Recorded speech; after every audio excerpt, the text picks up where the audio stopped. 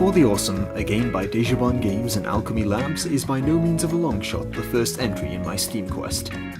Going through all these games alphabetically, this was of course going to be the first game in the series. It's only available on PC and was developed as an indie title. With a combination like that, you never really know what to expect. With many indie games offering such a diverse range of experiences, from unique methods of challenging gameplay to the surprising emotional weight found in the game's story, will we see a similar effort from For the Awesome? Nevin here with a dead fish. Probably not the latter, but let's dive in regardless.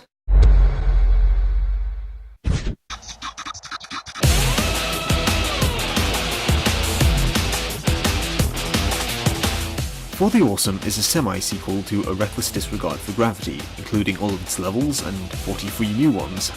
It revolves around a stylized version of the extreme sport known as base jumping. Played from a first-person perspective, you move off the edge of a roof and plummet your way past buildings, floating platforms and various other structures, before deploying your parachute and landing in the designated drop zone. The crux of the gameplay revolves around racking up large scores. The higher a score you get, the more in-game currency you receive, known as teeth. Yes, teeth. Ow! Ways to achieve a higher score involve, for the most part, staying in close range to buildings and structures. If you get close to a structure, it'll flash and earn you a kiss. If you descend while staying close to a tall structure, it'll earn you repeated hugs. While descending, you can also smash your way through various coloured plates. Getting kisses, hugs and plate bonuses are your main objective while hurtling downwards through the atmosphere, but as you progress through the game you'll come across unlockable power-ups that further aid you in racking up big scores, including giving a thumbs up to supporters, doing a heavily British variation of flipping the bird to protesters, and spraying graffiti on certain buildings. That inspires me. The gameplay doesn't look like much on the surface, but I was genuinely surprised at how addictive it soon became. It takes something that you already might do in, say, more open-world experiences, and makes a fun, fast-paced game out of it. Most levels can be completed in a few minutes or less, adding greatly to its drop-in, drop-out appeal. The term "just one more go" can very much be applied to this title, but it feels like a much more fleshed out and satisfying experience than, say, a free mobile game. If you already own A Reckless Disregard for Gravity, upgrading to this will depend entirely on how much you enjoyed the first game. The new levels don't offer much, besides more of the same with a few differences in gameplay, such as becoming invincible for a short time and including checkpoints in a few of the levels.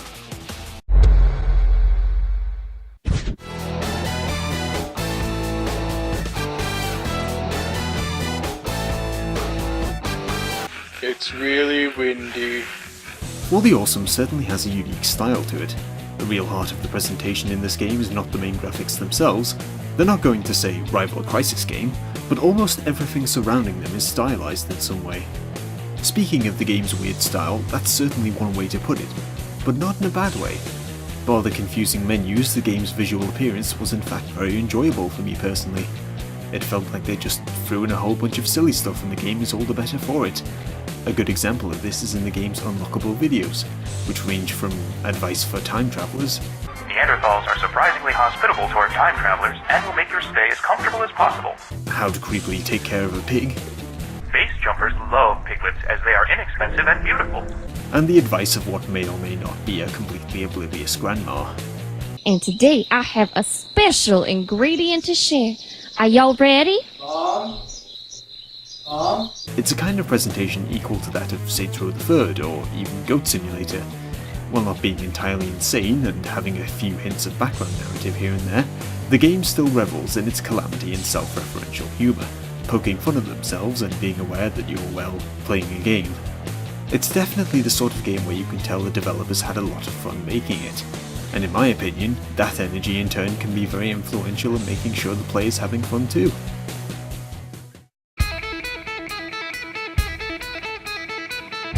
For the Awesome is an addictive action puzzle game that definitely gets better the more you play it. Its surreal humour and vibrant style make it stand out, and it'll take you around 5 hours plus of gameplay to get through the main levels. All in all though, it's a great little game, and if you can get it during a sale or through an online key or gifting service, I definitely recommend it. For the Awesome's quality is in the title itself. Fly faster. fly farther, and be awesome.